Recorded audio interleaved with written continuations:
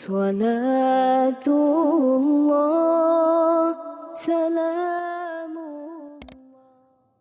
Bismillahirrahmanirrahim. Assalamualaikum warahmatullahi wabarakatuh. Alhamdulillah wassalatu wassalamu ala rasulillah wa ala alihi wa sahbihi wa mawalah wa la hawla wa la quwata illa billahi wa ba'du. Lanjutkan kajian kita, masih membahas tafsir singkat dari juz Amma, dan kita masuk pada surah Al-Mutaffifin ayat ke-14 dan seterusnya. A'udzubillahi minasyaitonirrajim. Bismillahirrahmanirrahim. Kalla bal rana ala qulubihim ma kanu yaksibun. Kalla innahum ar-rabbihim yawma idzin lamahjubun. Thumma innahum lasalul jahim. Thumma yuqalu hadha alladhi kuntum bihi tukadzibun. Sekali-kali tidak seperti itu pemahamannya. Bahkan apa yang selalu mereka kerjakan itu telah menutupi hati mereka. Sekali-kali tidak seperti itu. Sesungguhnya mereka pada hari itu benar-benar terhalang dari rahmat Tuhannya. Dan sesungguhnya mereka kemudian benar-benar akan dimasukkan ke dalam jahim. Lalu dikatakan kepada mereka, inilah azab yang selalu kamu dustakan. Ma'asyiral muslimin wal muslimat rahimani wa rahimakumullah. Di sini Allah Subhanahu wa taala menyingkap hati-hati para pendusta akan kebangkitan setelah kematian. Bahwa yang menyebabkan mereka mendustakan itu karena di hatinya ada ron. Ron itu artinya penutup. Inilah kita akan bahas sedikit apa makna ron di sini.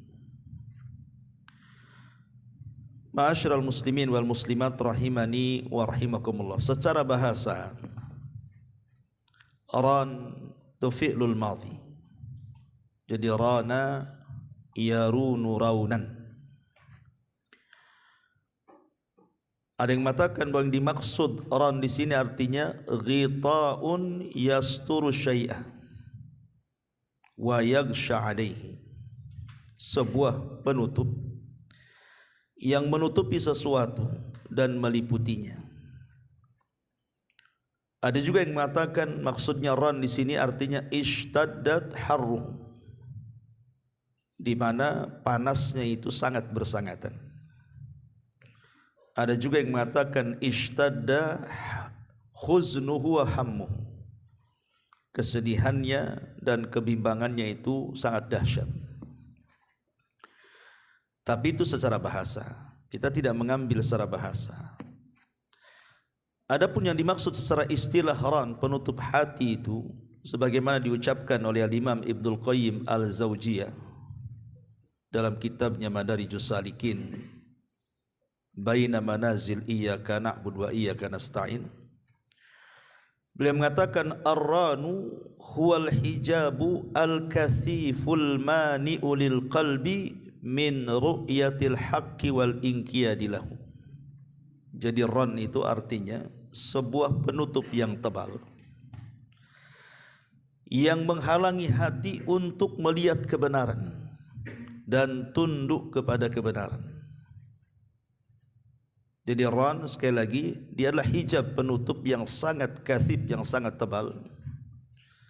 Al-mani'u lil qalbi, yang mencegah hati itu min ru'yatil haqqi, dari melihat kebenaran, wal inqiyadi lahu, dan tunduk kepada kebenaran.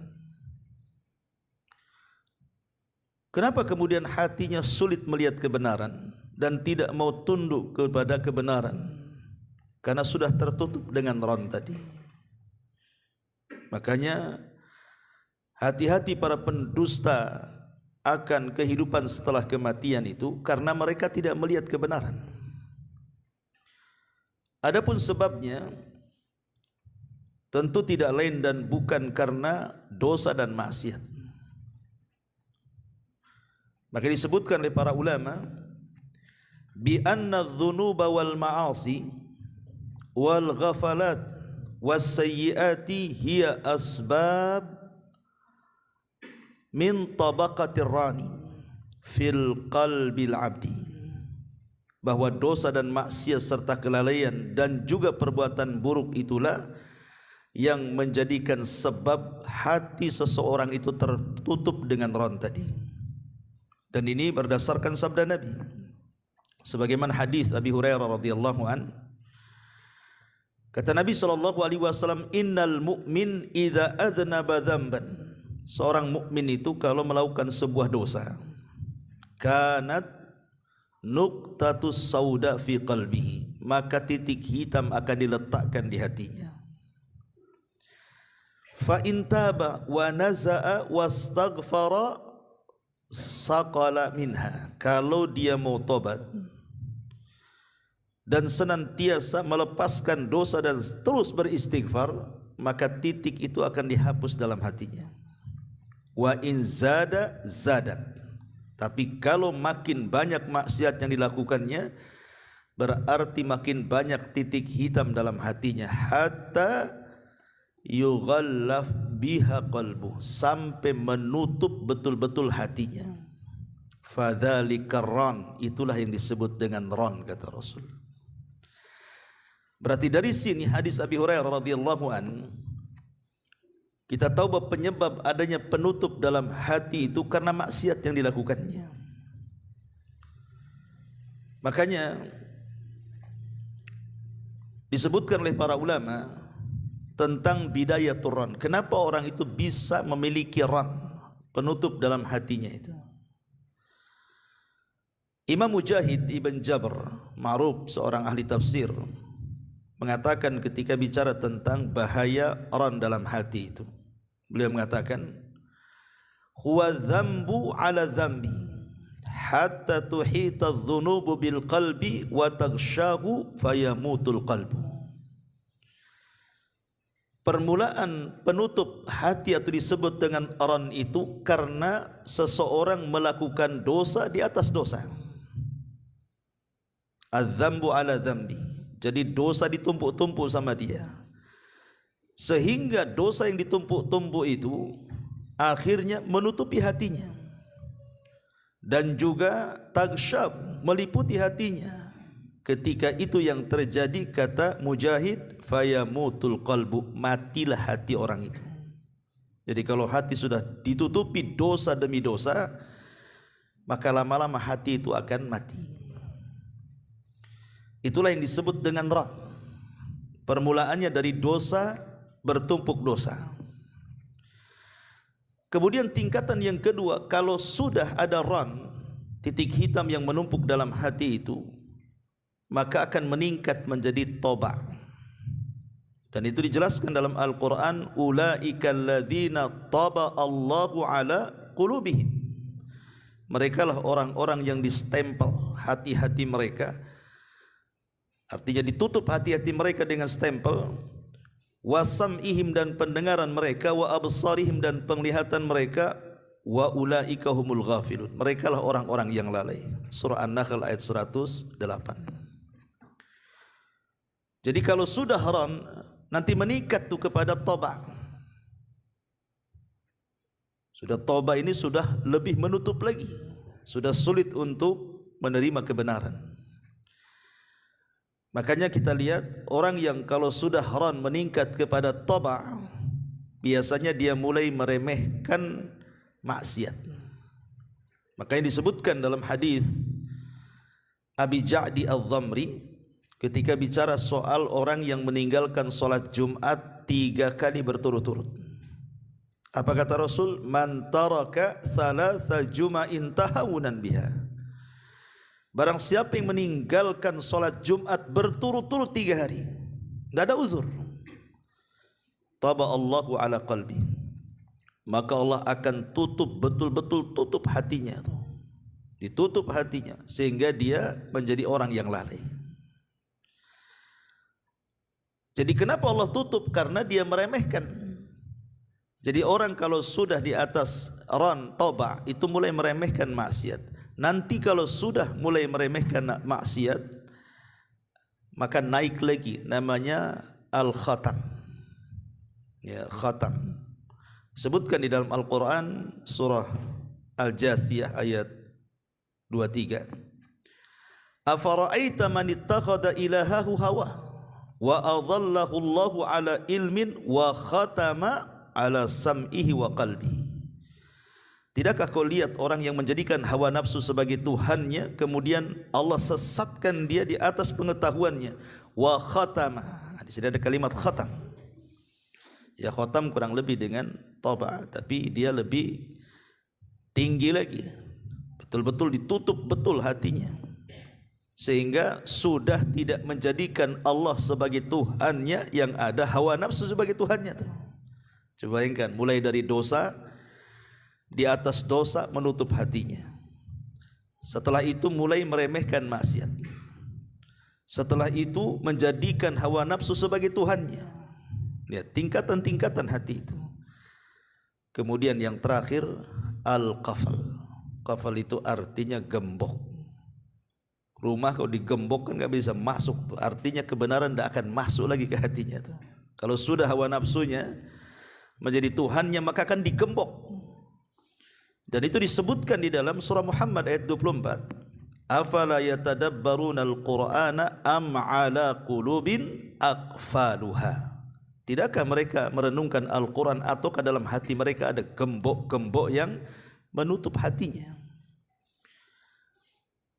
Imam Mujahid Ibn Jabr mengatakan, Ar-ran aisaru minat tab'i wa tab'u aisaru minal aqfal wal aqfal asyaddu dhalik. Kata Imam Mujahid, adapun ran, penutup hati namanya ran, itu lebih mudah dibandingkan toba. Tapi toba lebih mudah dibandingkan gembok tadi. Dan gembok itu paling parah. Hati kalau sudah digembok akan sulit menerima apapun. Dia akan tolak maksiat, dia akan tolak nasihat, dia akan tolak hidayah. Tidak akan masuk dalam hatinya tuh. Ini kalau sudah seperti ini kan bahaya tuh. Ya. Berawal dari apa? Berawal dari ran. Makanya jangan remehkan ran, karena akan meningkat nantinya. Ya, menjadi toba, kemudian khatam, terakhir menjadi kafal. Na'udzubillah. Ma'asyiral muslimin yang dimuliakan Allah Subhanahu wa taala. Kita tahu bahwa setiap amal itu, setiap amal ibadah badan kita ini, itu kan madarnya kepada hati. Artinya lingkarannya itu ada di hati. Makanya kenapa Rasul mengatakan innamal a'malu niat, kan gitu. Amal itu ditentukan dengan niat, dan niat itu ada di mana? Di hati. Nabi SAW sampai mengatakan, ala wa inna fil jasadi mudghah idza saluhat saluhal jasadu kulluh wa idza fasadat fasadal jasadu kulluh ala wa hiyal qalbu. Ingatlah, dalam jasad manusia itu ada segumpal daging. Kalau dia baik, maka akan mempengaruhi kebaikan jasadnya. Tapi kalau dia jahat, maka akan membuat jahat semua jasadnya. Itulah hati. Makanya kenapa Imam Ibnul Qayyim sampai mengatakan al-qalbu kal malik. Hati itu seperti raja. Adapun al-jawarih itu junuduhu. Anggota badan itu tentara-tentaranya. Tentu tentara tidak mungkin bergerak kecuali perintah hatinya, karena dia rajanya. Artinya kalau perintahnya baik, ya anggota badannya pun akan bergerak dengan kebaikan. Tapi kalau perintahnya buruk, pasti anggota badannya pun akan bergerak kepada keburukan. Ketika hati mengatakan pandang yang halal, tentu dia tidak mungkin memandang yang haram. Ketika hati mengatakan dengarkan yang berpahala, tidak mungkin dia mendengarkan yang dosa. Ucapkan yang santun, tidak mungkin dia mengucapkan kalimat kasar. Karena memang yang menggerakkan itu semua hati. Kecuali kalau dia munafik. Kalau munafik kan beda antara hati dengan ucapan, kan itu ya. Ngomong beda dengan apa yang dalam hatinya. Tapi kalau dia seorang mukmin, Tidak mungkin bertukar. Makanya kenapa anggota badan itu rata-rata dua. Mata dua, telinga dua, lubang hidung dua, tangan dua, kaki dua, tapi mulut satu. Kenapa mulut satu? Karena mulut ini penerjemah hati dan hati juga satu. Hati satu, mulut satu. Karena lisan ini penerjemah masalahnya. Tapi mata kan dua, telinga juga dua, tangan juga dua, kaki dua. Lah hikmahnya kenapa lisan kita cuma satu? Karena lisan itu dijadikan penerjemah juru bicaranya apa yang tersimpan dalam hati kita. Tapi semua madarnya itu ada dalam hati kita. Lingkaran-lingkaran amal soleh itu ataupun keburukan semua ditentukan dengan hati. Makanya kenapa kemudian di antara penyakit ron ini bisa mengakibatkan kepada qaswatul qalbi. Orang kalau sudah tertutup hatinya, biasanya akan mengeras tuh hatinya. Dan di antara bentuk-bentuk keras hati itu, pertama, at-takassul anit ta'ah. Mulai dia malas untuk melakukan ketaatan. Kalau kita mulai malas sholat, malas ngaji, malas untuk beribadah, berarti mulai keras tuh hati itu. Kemudian yang kedua, ada ta'atsur bi ayatil Quran wal mawaid war raqaiq. Tidak terpengaruh dengan bacaan-bacaan Quran. Kayaknya sama aja dengar musik, dengar Quran sama aja kayaknya. Enggak bergetar juga hati ini. Atau ketika mungkin ada ceramah-ceramah soal neraka dan sorga, tak takut juga dia. Ya biasa saja. Jadi hatinya itu tidak tergerak sama sekali itu. Itu hati kalau tidak tergerak dengan bacaan Quran, tidak tergerak dengan ceramah-ceramah, dengan nasihat-nasihat, wejangan-wejangan yang melembutkan hati. Ingat, Al-Quran itu fadzakir bil Quran man yakhafu wa'id, kata Allah. Ingatkan mereka dengan Quran supaya mereka takut. Artinya kalau tidak takut berarti tidak bisa diingatkan tuh. Ya. Hatinya keras tuh. Ya. Kemudian yang ketiga, ta'alluquz zaid bid dunya. Ketika hati ini lebih mengejar dunia, lupa dengan akhirat, itu mulai keras hatinya tuh.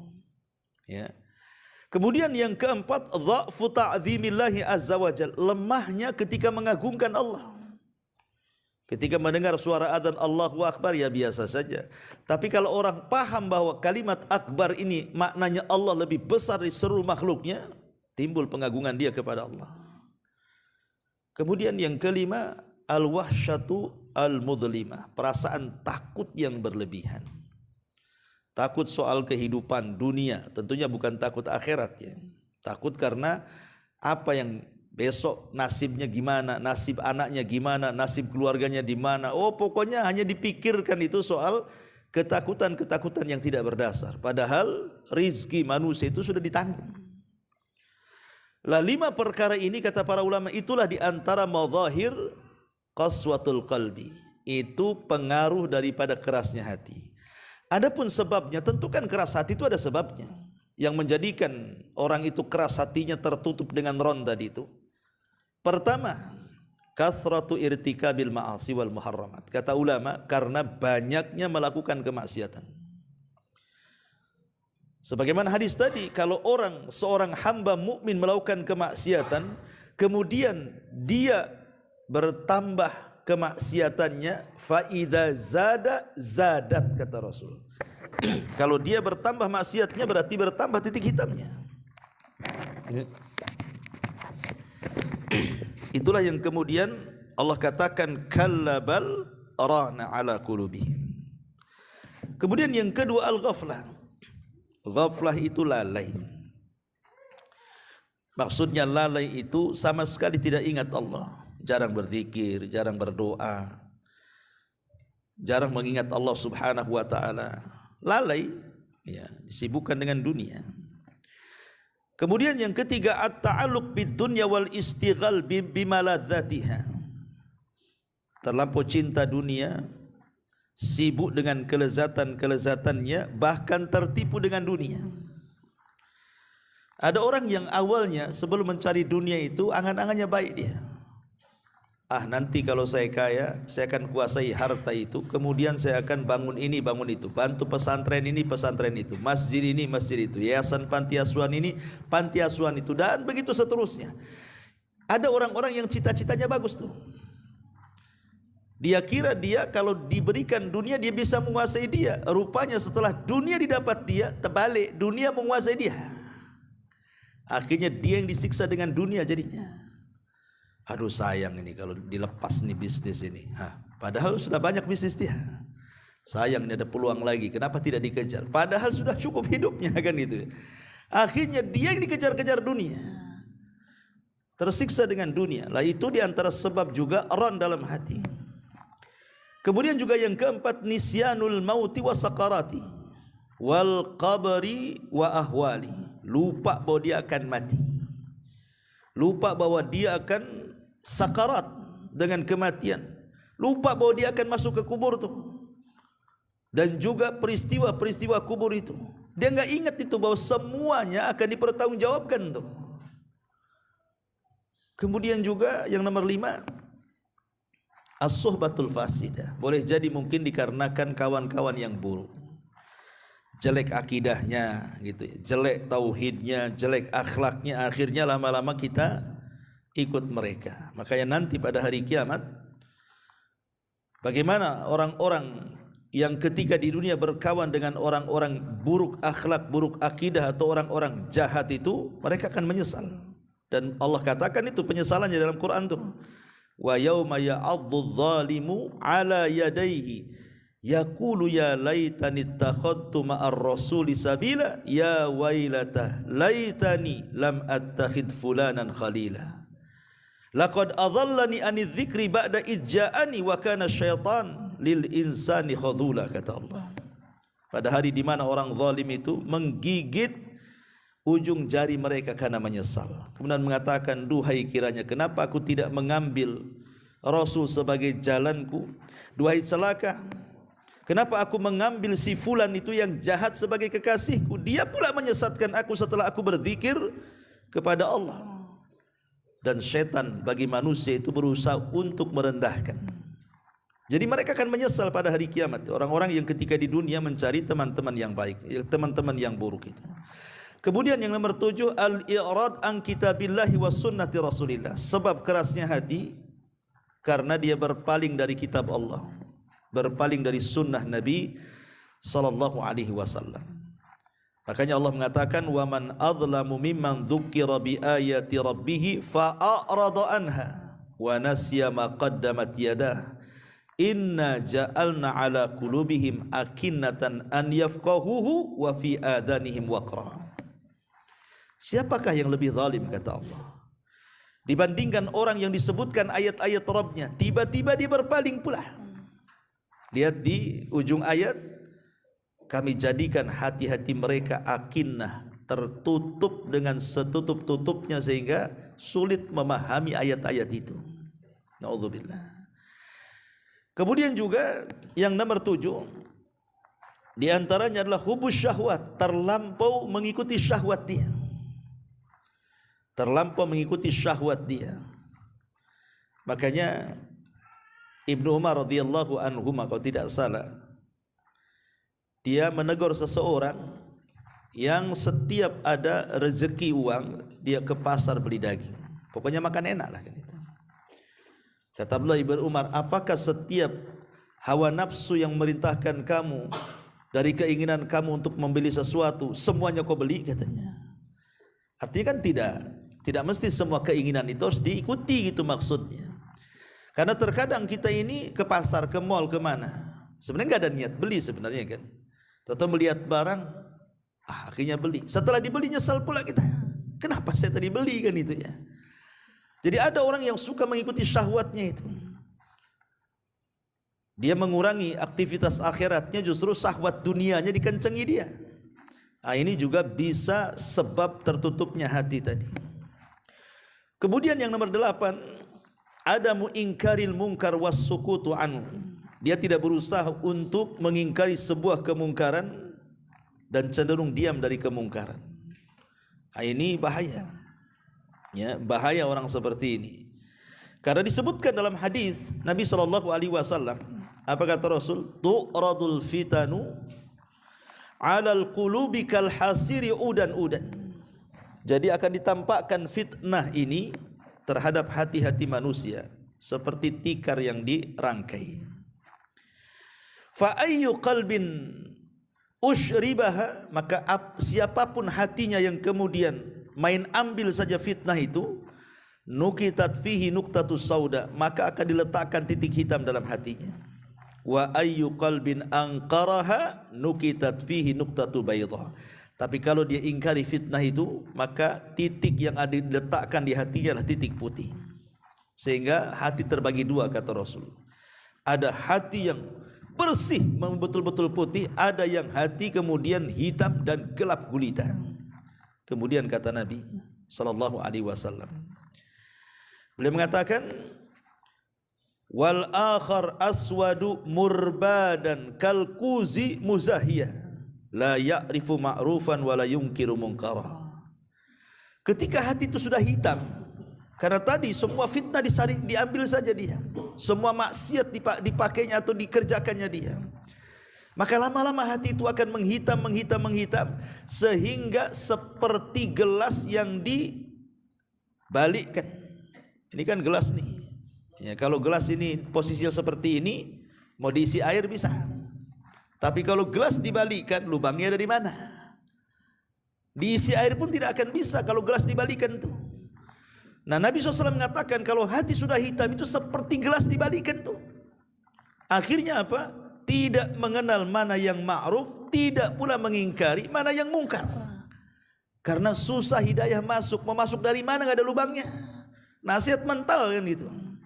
Lah ketika kemudian orang itu tidak mengingkari sebuah kemungkaran, cenderung diam, maka itu kata Rasul salah satu yang menutup hati seperti gelas yang ditelungkupkan. Naudzubillah. Ya. Kemudian juga di antara sebab kerasnya hati adalah banyaknya pikiran. Dhiqus sadri, dada ini sempit. Kemudian al-qalaq wal gham, banyak pikiran. Kemudian juga al-gham itu ya bingung, stres gitu ya. Karena Allah yang mengatakan dalam surah Al-An'am ayat 125 itu, wa man yurid an yudhillahu yaj'al sadrahu dhaiqan. Barang siapa yang Allah kehendaki untuk sesat kehidupannya, maka Allah akan sempitkan hatinya. Artinya kalau Allah berikan hidayah, Allah lapangkan. Tapi Allah kalau menyesatkan seseorang, hatinya disempitkan tuh. Ketika dia semakin jauh dari ibadah, dari kebenaran, dari hak, itu mulai itu keras hatinya. Termasuk juga ada mutta'allum li alami wa ahatil mustad'afin. Tidak ada empati sama sekali. Artinya tidak ada kasihan dengan orang-orang lemah. Memandang orang-orang miskin itu tidak ada ibanya sama sekali. Memandang orang susah itu tidak ada kasihannya sama sekali. Anak-anak yatim tidak ada kasihannya sekali. Naudzubillah.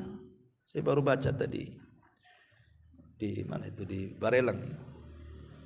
Ada panti asuhan justru pengelolanya memperkosa anak 11 tahun. Baru terjadi. Sampai dihakimi warga kan itu. Coba bayangkan, dia mengasuh anak yatim di situ. Harusnya kan dia lebih peka kan itu, karena dia melihat bagaimana kondisi mereka, tidak punya ayah, nggak punya ibu, bisa diperkosa, naudzubillah. Justru kata Rasul, kalau ada anak yatim, usap tuh kepalanya, maka kita akan dapat pahala sebanyak rambut yang ada di kepalanya. Kata Rasul, kalau engkau ingin melembutkan hati, usap kepala anak yatim. Kan itu kata Nabi. Tapi kalau orang keras, makanya sering saya katakan ketika kita ingat waktu awal-awal mentafsirkan surah Alam tara gimana surah Al-Maun itu.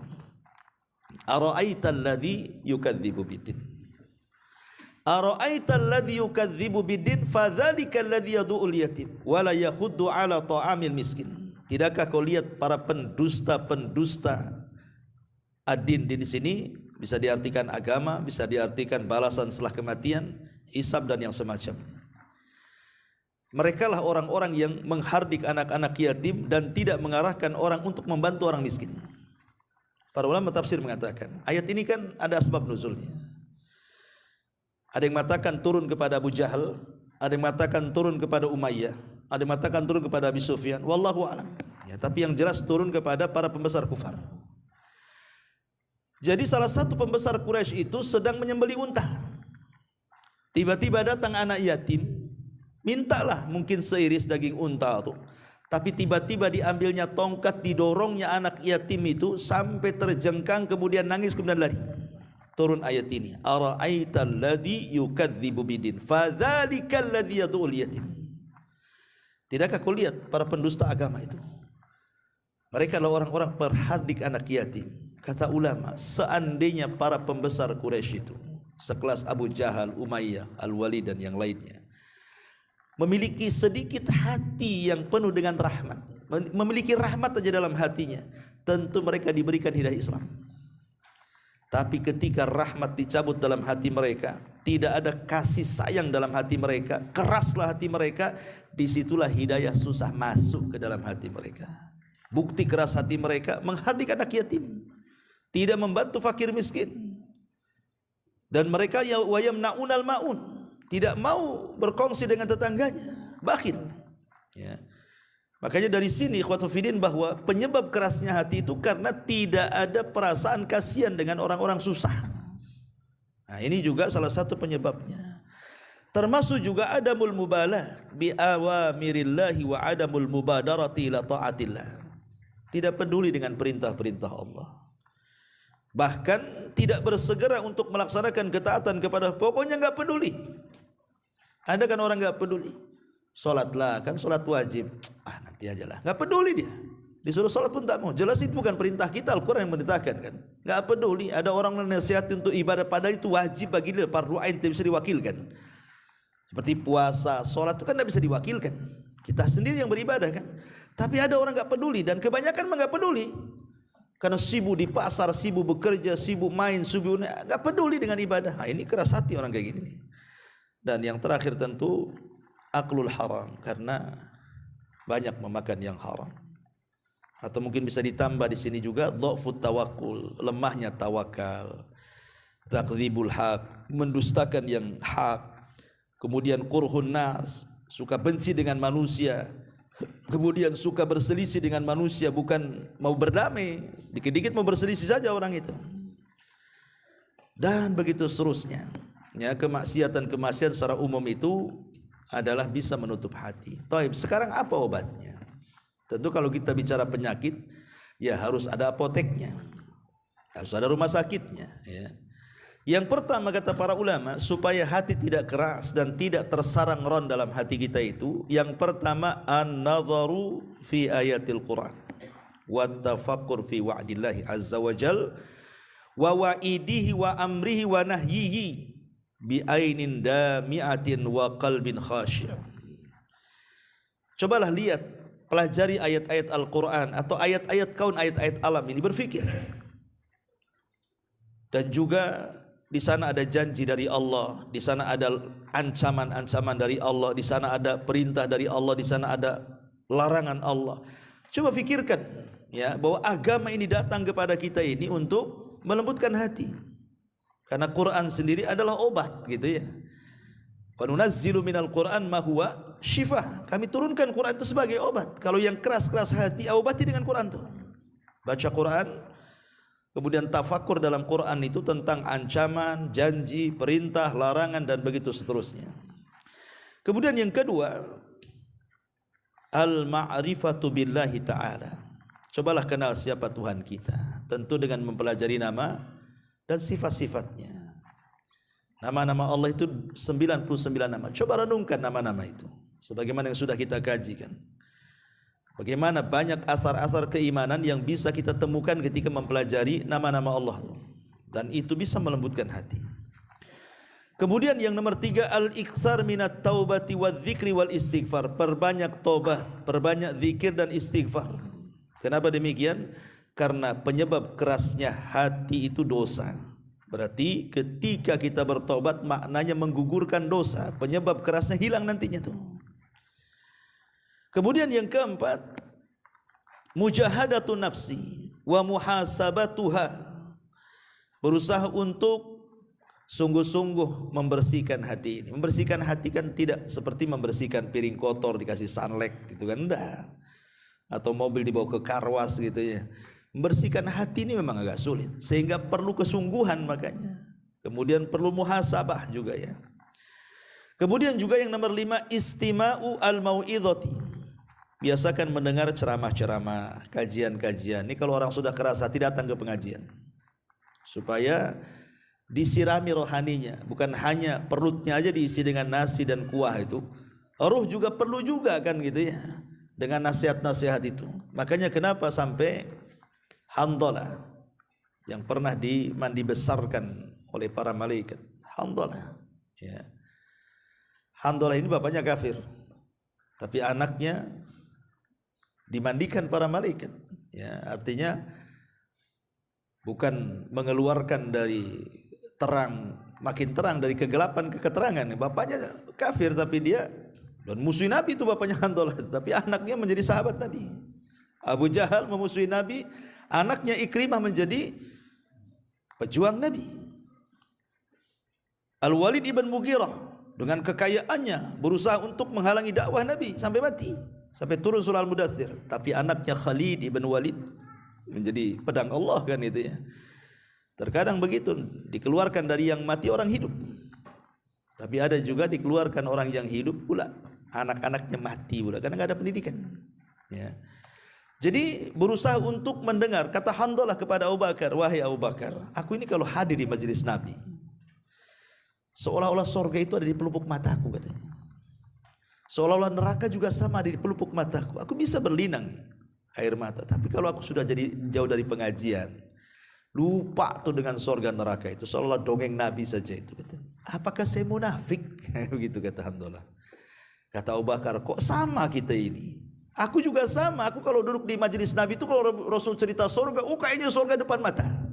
Kalau cerita neraka, rasanya neraka juga depan mata. Tapi kalau sudah aku sibuk dengan berniaga, lupa pula tuh surga neraka itu. Apa kita berdua munafik katanya? Kalau gitu kita datang kepada Nabi, coba kita tanyakan. Maka ditanyakanlah perkara itu. Apa kata Nabi SAW? Tidak, itu bukan munafik, wajar seperti itu. Tetapi kata Rasul, ya Handalah, walakin ya Handalah sa'atan sa'ah, kata Rasul. Tapi Handalah, tolonglah kau bagi waktu. Kadang ngaji, ya kadang sibuk dunia. Kadang ngaji, kadang sibuk dunia. Begitu maksudnya ya. Sebab kalau antum los gitu saja ngaji, lama-lama keras hati, futur itu nanti. Karena yang membangkitkan semangat orang hidup itu di pengajian, di mana lagi. Makanya sampai-sampai kemudian dikatakan oleh para ulama itu, carilah hatimu di 3 tempat. Carilah hatimu di 3 tempat. Salah satunya apa? Cari di pengajian hatimu. Salah satu yang disarankan para ulama adalah cari hatimu di pengajian, di majelis-majelis zikir, majelis-majelis ilmu, karena itu yang bisa menghidupkan hati. Ma'asyiral muslimin wal muslimat rahimani wa rahimakumullah. Kemudian juga yang bisa melembutkan hati adalah ziaratul marda, kunjungi orang sakit. Kita juga akan sama seperti itu. Sehingga apalah yang perlu dibanggakan lagi? Sehebat apapun manusia pasti akan sakit. Tidak sakit parah ya sakit ringan, tapi semua pasti tersentuh dengan sakit ya. Kemudian juga kalau kurang juga setelah mengunjungi orang sakit, ziarah kubur. Kata Nabi SAW, ziarah kubur itu bisa melembutkan hati. Kenapa? Karena kita diingatkan dengan kematian. Makanya ketika mengucapkan salam saja, kita katakan apa? Assalamualaikum ya ahlad diyar minal mu'minina wal muslimin wa inna bikumul lahikun nas'alullahu lana walakumul afiyah, kata Rasul. Nas'alullah wa inna bikumul lahikun. Di situ syahidnya. Kami juga akan menyusul kalian loh. Akan menyusul kalian. Makanya di antara kerasnya hati itu kalau orang lewat kuburan kok tidak mau mengucapkan salam, itu keras hatinya tuh. Ya, kan di Batam ini rata-rata kuburan pinggir jalan ya kawan. Ya, jadi kecuali kalau di Tamiang agak repot karena di pinggir jalan kuburannya orang-orang bukan orang muslim ya. Kita ngebut aja lah kan di situ. Tapi kalau seandainya itu kuburannya orang Islam, kan bisa antum berhenti naik motor, ucapkan salam pergi lagi. Ya. Antum dapat pahala di situ. Apalagi sempat-sempatnya untuk mendoakan, ya Allah ampunilah orang sak kuburan ini. Satu kuburan itu isinya 1000 orang. Antum naik motor dapat pahala 1000 orang tuh. Kan enak itu sebenarnya cari pahala itu kalau orang cerdas ya. Ma'asyiral muslimin yang dimuliakan Allah Subhanahu wa taala. Disebutkan oleh siapa di sini? Abdullah bin Umar ibn Khattab radhiyallahu an yang terdapat dalam Sunan Al-Baihaqi. Ya. Kata Nabi sallallahu alaihi wasallam, Inna hadhihi al-quluba tasda kama yasda al-hadid idza asabahul ma. Ingat, hati-hati manusia itu terkadang bisa berkarat seperti karatnya besi apabila tersentuh air. Kemudian dikatakan, kila ya Rasulullah, wa majalauha. Kalau begitu bagaimana cara membersihkan karat-karat besi itu yang dalam hati itu? Maka Rasul mengatakan, kathratu dzikril mauti wa tilawatil Quran. Perbanyak mengingat kematian dan perbanyak baca Quran. Ini nasihat Rasul. Ya, ini langsung Rasul yang mengatakan bagaimana cara membersihkannya hati yang berkarat itu seperti besi yang berkarat karena air itu. Maka Rasul mengatakan perbanyak ingat mati. Karena orang ingat mati itu akhirnya apa? Dia tidak mungkin taswib, melambat-lambatkan tobat, dia akan mati. Tidak mungkin melambat-lambatkan amal saleh. Sebab kalau seandainya dia mati tidak banyak amal saleh, apa yang dihadapkan di hadapan Allah? Tidak mungkin malas-malas orang itu. Kalau ingat mati, biasanya yang taswib tobatnya dengan lagunya nanti-nanti itu biasanya karena tidak ingat mati. Kapan lo tobat? Nanti. Nantilah habis haji. Habis haji pun tak tobat juga. Makin jadi. Jadi kata Nabi SAW di antara obatnya kathratu dzikril mauti. Dengan cara apa? Ziarah kubur kan gitu. Gimana lagi? Atau umpamanya ada orang kematian datang. Walaupun kita hanya menyolatkan, syukur-syukur kita memfardu kifayahkan, melihat langsung jenazah itu kan. Tapi betapa banyak orang-orang yang dia pula yang memandikan, mengkafankan, menyolatkan, menyuburkan, pulang itu tidak ingat mati, itu heran tuh. Ada orang kayak gitu. Yang lebih parah lagi, saya itu pernah negor orang di kuburan tuh. Dia penggali kuburan, hari-hari gali kuburan. Jadi pas waktu datang azan, jadi saya ngomong sama dia itu, Pak, nggak sholat Pak? Ah, Bapak aja lah sholat katanya. Hari-hari dia gali kuburan. Dia bilang begitu, Bapak aja yang sholat katanya. La ilaha illallah. Harusnya kan orang ini penggali kuburan yang paling bertobat harusnya. Karena dia hari-hari di kuburan, tengok orang mati kan. Rupanya penggali kuburan tak ingat mati, dia hari-hari menguburkan orang mati. Nah, ini kan keras tuh hatinya orang ini. Ya, ini juga di antara Nabi SAW mengatakan bahwa apabila seseorang ingin membersihkan hati, kathratu dzikril mauti wa tilawatil Quran. Ya, tilawatil Quran artinya membaca Al-Quran. Lah inilah di antara makna ran dalam ayat ini, kalla bal rana ala qulubihim ma kanu yaksibun. Sekali-kali jangan seperti itu. Bahkan apa yang selalu mereka kerjakan itu telah menutupi hati mereka. Dan hati ini kan macam-macam. Ada hati yang hidup, itulah disebut dengan qalbun salim. Hati yang selamat. Yang Allah Subhanahu wa taala katakan, al-yauma la yanfa'u malun wala banun illa man atallaha biqalbin salim. Pada hari di mana harta dan anak-anak tidak akan manfaat di hadapan Allah kecuali orang yang datang membawa hati yang selamat. Itulah hati yang hidup. Tapi di sana ada hati yang mati. Hati yang mati berawal dari hati yang sakit. Kan hati tiga kan? Hati yang selamat, hati yang sakit, hati yang mati. Ya. Hati yang sakit ya hatinya orang-orang munafik. Hati yang sakit hatinya orang-orang kafir. Nah, makanya kemudian pembagian hati yang disebutkan para ulama dalam rangka tazkiyatun nafas ini penting supaya kita bisa mengukur hati kita ini masuk ke yang mana gitu ya. Tapi yang jelas bahwa inti daripada ran dalam ayat 14 surah dari Al-Mutaffifin ini, kenapa terjadi ran penutup hati? Karena mereka menumpuk-numpuk dosa di atas dosa. Jadilah kemudian ran titik-titik hitam yang menumpuk di situ sehingga menjadi keras hati manusia. Dan Allah mengatakan kalla innahum ar-rabbihim yauma idzin lamahjubun. Sekali-kali tidak begitu.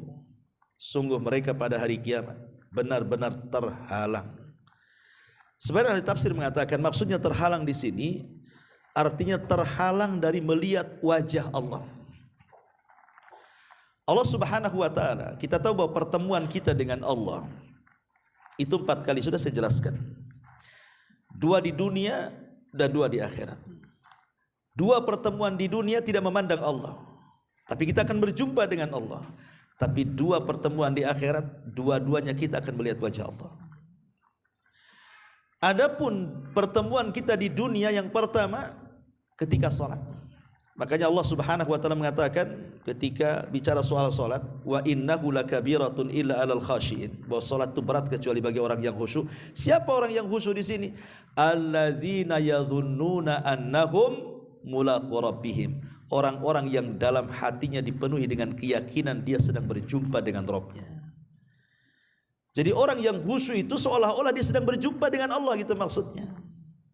Karena dalam salat itu kan terjadi dialog antara kita dengan Allah. Ketika kita baca surah Al-Fatihah itu, di situ ada dialog di situ. Ketika kita akan mengatakan alhamdulillahirabbil alamin, Allah jawab hamidani abdi. Ketika kita mengatakan Ar-Rahman Ar-Rahim, Allah jawab athna alayya abdi. Ketika kita mengatakan Maliki Yaumiddin, Allah mengatakan apa? Majjadani abdi. Terus setiap surah Fatihah itu ada jawabannya dari Allah itu. Kita sedang berdialog sebenarnya di situ. Ya. Ini yang pertama. Yang kedua, indal maut, saat kematian. Ketika ruh kita diangkat ke langit, kemudian melintasi langit pertama, kedua, ketiga sampai ketujuh dan melintasi langit ketujuh, di situ kita akan berjumpa dengan Allah. Tapi tidak bisa memandang wajah Allah karena kan belum kiamat, masih di dunia, cuma di alam barzah saja. Maka Allah katakan kepada ruh ini, balikin ruh ini ke dalam jasadnya, angkat catatannya di tempat yang paling tinggi karena dia ruh seorang mukmin. Dia akan berjumpa dengan Allah Azza wa Jalla saat kematiannya. Kemudian yang ketiga, 2 di akhirat kan. Yang ketiga di akhirat, saat di padang mahsyar. Wa jaa rabbuka wal malaku saffan saffa. Akan datang Rabbmu sementara malaikat berbaris-baris. Dalam hadis Allah perintahkan Jahannam didatangkan. Jahannam memiliki 70.000 tali kekang. Satu tali kekang dipegang 70.000 malaikat. Kemudian diseret, dihadapkan kepada manusia. Semua manusia menyaksikan Jahannam. Di situ Allah Subhanahu wa taala menampakkan dirinya. Bagi orang-orang yang beriman betul-betul mereka melihat wajah Allah.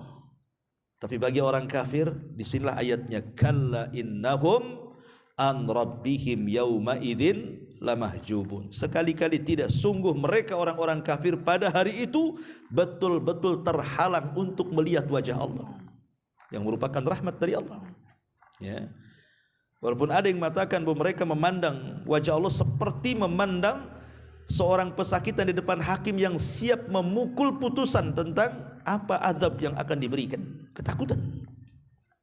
Tapi pendapat yang kuat kata Imam Syafi'i rahimahullah ta'ala, orang kafir tidak akan memandang wajah Allah karena wajah Allah itu sebuah nikmat tambahan dan hanya diberikan kepada orang-orang yang beriman. Dan yang terakhir tentu di sorga, ru'yatullah, kenikmatan yang paling besar di sorga. Ketika Allah datang kepada penduduk sorga di balik tabirnya kemudian mengatakan saluni ma syi'tum fahadha yaumun mazid. Minta sesuka kalian, ini hari tambahan nikmat bagi kalian. Maka mereka mengatakan ya Rabb, alam tubayyid wujuhana wa tudkhilana al-jannah wa tubaiduna anin nar. Bukankah kau sudah memutihkan wajah kami, menjauhkan kami neraka, kau masukkan ke surga? Apalagi ya Rabb, sudah cukup katanya kan. Tapi Musa alaihi salam mengatakan mintalah salullah, mintalah kepada Allah kalian agar kalian melihat Allah. Karena di dunia aku pernah meminta tapi Allah tolak. Musa pernah mengatakan anzur ilaika ya Rabb, tampakkan zatmu kepadaku. Maka Allah mengatakan kepada Musa, baik, tetapi lihatlah gunung Tur itu. Walakin dur ilal jabal, lihat gunung itu. Fa in istaqarra makanah, kalau gunung itu tidak bergerak, fasaufa tarani, kau bisa melihatku kata Allah. Maka ketika Allah menampakkan kepada gunung itu apa yang terjadi, maka tiba-tiba gunung itu hancur berkeping-keping. Wasara Musa sa'iqam, Musa pingsan karena getaran gunung itu. Kemudian ketika dia sium dia mengatakan tubtu ilaika, aku taubat tidak mungkin memintamu ya Rabb. Jadi Musa nanti di surga mengatakan minta agar kita bisa melihat Allah. Karena di dunia aku pernah memintanya tapi aku tidak diizinkan. Bukan tidak bisa melihat Allah di dunia, pandangan kita yang tidak sanggup melihat Allah. Tapi di akhirat pandangan kita kuat sehingga kita bisa melihat Allah. Maka ketika disingkap tabir cahaya itu, dalam riwayat tabirnya adalah api, maka Allah pun menampakkan dirinya, kata penduduk surga, demi Allah tidak ada nikmat yang lebih besar dibandingkan ru'yatullah. Artinya kenikmatan yang paling besar di surga melebihi surganya itu sendiri adalah melihat Allah Subhanahu wa taala, dan itu yang diinginkan. Faman kana yarju liqa'a rabbih falyamal amalan salihan wa la yusyrik bi ibadati rabbih ahada. Kalau kita ingin berjumpa dengan Allah, dua syaratnya. Falyamal amalan salihan, beramal dengan amal saleh, maksudnya ikut Nabi. Amal itu tidak dikatakan saleh kalau menyimpang dari Nabi, artinya ittiba, ikut Nabi. Yang kedua, wala yusyrik bi ibadati rabbih ahada, jangan sekutukan, artinya ikhlas. Dari ayat inilah maka para ulama mengambil istimbat bahwa syarat diterima amal itu dua. Pertama ikhlas, dan yang kedua ittiba, ikhlas dan mencontoh Nabi sallallahu alaihi wa ala alihi wasallam. Thumma innahum lasalul jahim, sesungguhnya mereka kemudian benar-benar akan dimasukkan ke dalam jahim, orang kafir. Thumma yuqalu hadzal ladzi kuntum bihi tukadzibun, lalu dikatakan kepada mereka, inilah azab yang selalu kalian dustakan. Karena kalian kan mendustakan tidak ada hari akhir, tidak ada kebangkitan, tidak ada balasan setelah kematian. Sekarang kalian bisa lihat dan bisa rasakan, semua ada. Karena begini ikhwatu fiddin, namanya iman itu kan dalam hati. Iman itu perlu keyakinan. Memang meyakini sesuatu itu agak sulit. Tapi seorang yang beriman, baik sesuatu itu mustahil ataupun tidak mustahil, tetap wajib beriman sebagai bentuk ketundukan kepada Allah dan Rasulnya kan.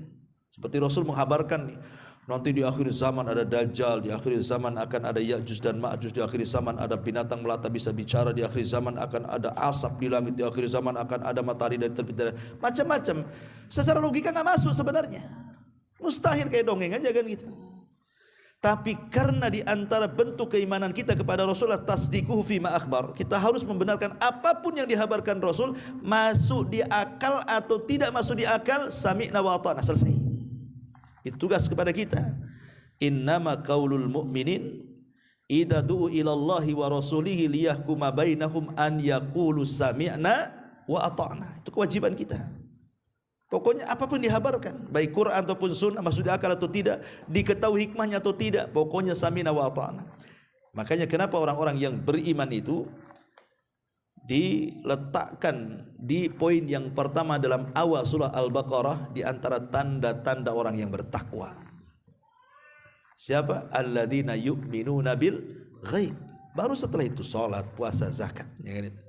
Karena tingkatnya tinggi, dia harus meyakini masalahnya. Ya, jadi tapi orang-orang kafir itu mereka mendustakan.